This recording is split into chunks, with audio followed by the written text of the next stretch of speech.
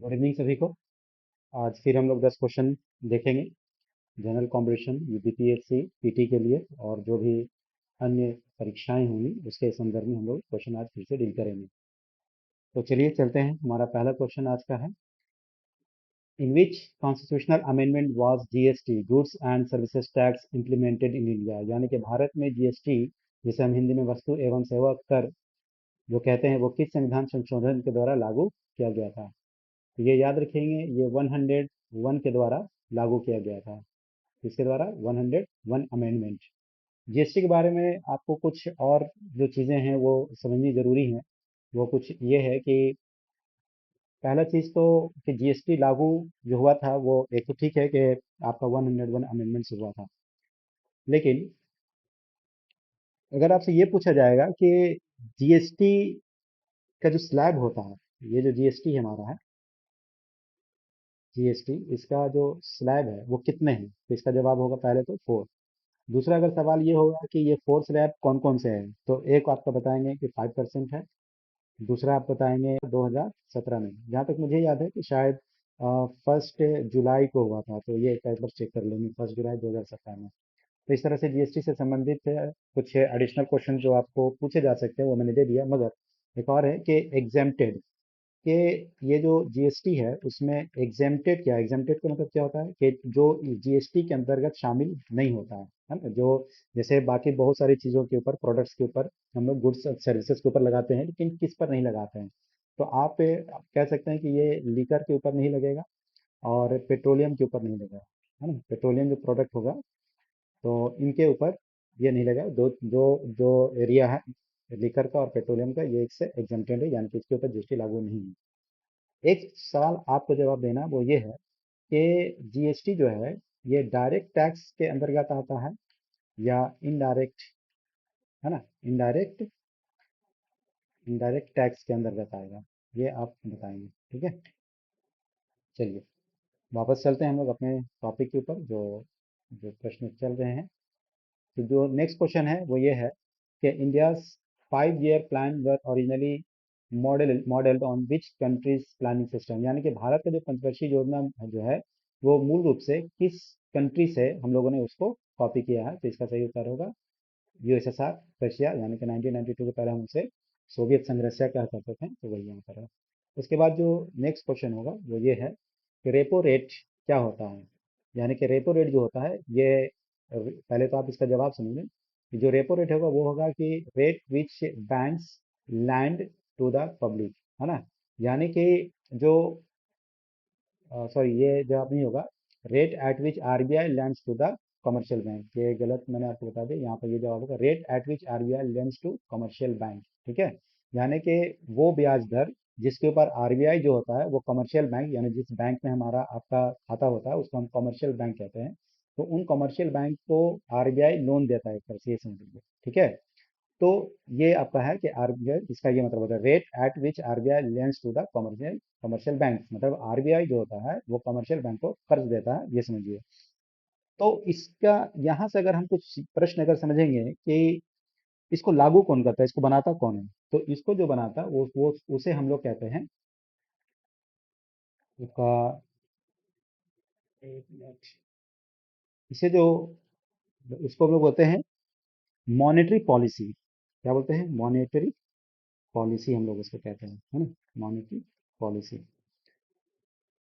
तो monetary policy committee जो होती है तो वो इसको बनाती है। एक और फिर यहाँ से प्रश्न जो एडिशनल आएगा जिसके ऊपर आपको तैयारी रखना चाहिए वो होता है रिवर्स रेपो रेट क्या होता है, बस इसी को पलट देंगे कि जब कमर्शियल बैंक्स आरबीआई को, है ना, यानी कि जो हमारे बैंक्स होते हैं, जब वो आरबीआई को लोन देती है, आरबीआई को क्या करती है, लोन देती है ना, loan to RBI, loan to RBI, तब आपको क्या होता है, रिवर्स रेपो रेट होता है।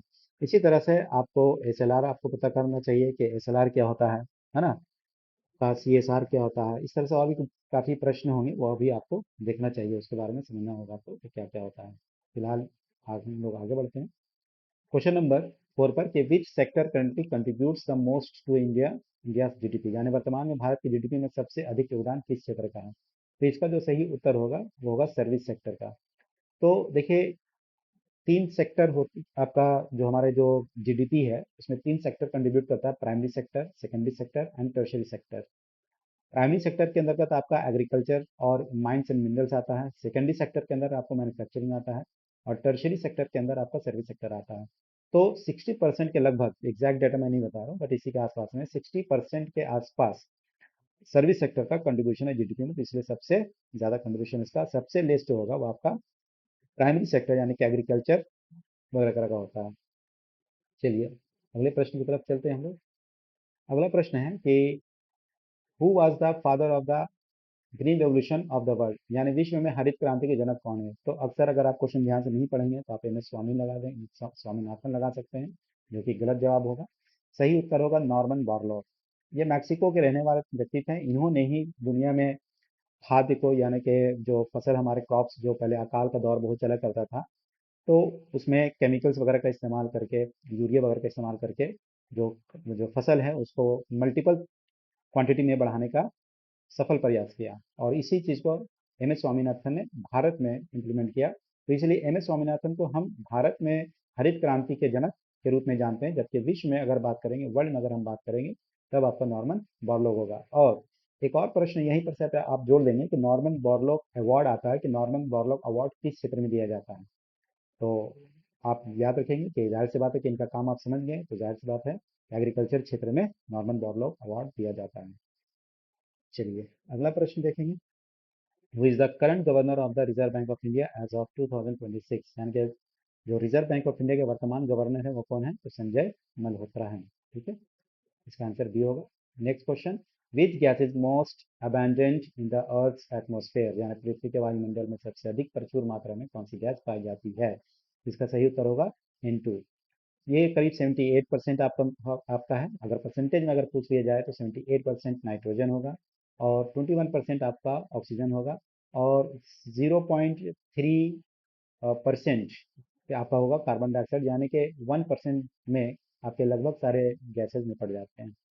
आगे देखेंगे। नेक्स्ट क्वेश्चन कहता है what is the normal human body temperature approximately, मानव शरीर का सामान्य तापमान कितना होता है? तो ये होता है 37 डिग्री सेल्सियस में अगर बोलेगा तो 37 डिग्री सेल्सियस, फॉरेनहाइट में बोलेगा तो 98.6 फॉरेनहाइट बोलेगा। नेक्स्ट क्वेश्चन देखेंगे कि which country hosted the G20 summit in 2023। तो वर्ष 2023 में जो G20 शिखर सम्मेलन की जो मेजबानी करेगा, जो किया था, वो इंडिया ने किया था। कहाँ किया था?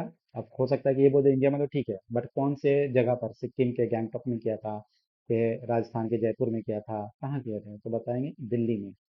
और उसके बाद 2024 में ब्राज़ील, 25 में साउथ अफ्रीका, यानी कि ब्राज़ील के कहाँ?